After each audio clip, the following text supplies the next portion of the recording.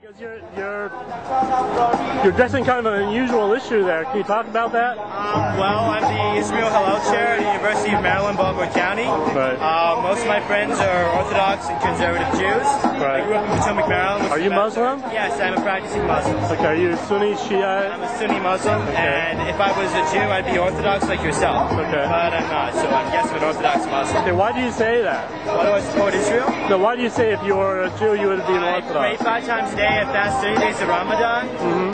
I grew up on the Quran, and I plan to die with the Quran by my side. The Psalm's my religion. Right. It always has been.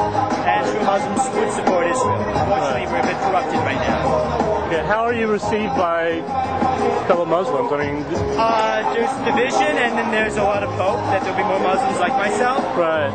But we've been changing opinions slowly in my family and across most of the Muslim community in DC for about 3 years. Right. A lot of my Muslim friends are now used to the idea that their best friend's a Zionist. Right. And they're fine with it. Okay. Yeah. So it's not a deep kind of thing going. I mean, once you get past the original. I used to get hate mail when I started saying I support Israel. Right. But that was 3 years ago.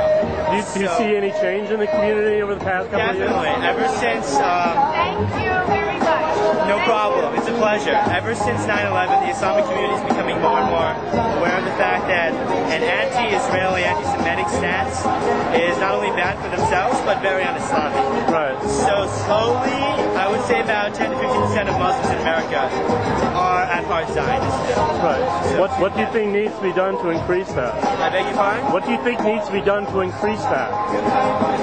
More dialogue. Muslims need to realize that they can't live in a cage, right. And certain aspects of the Orthodox community need to realize the same thing. Right. The Jewish community. What would you like to see to increase the dialogue? More Muslims going to shul once in a while. Right.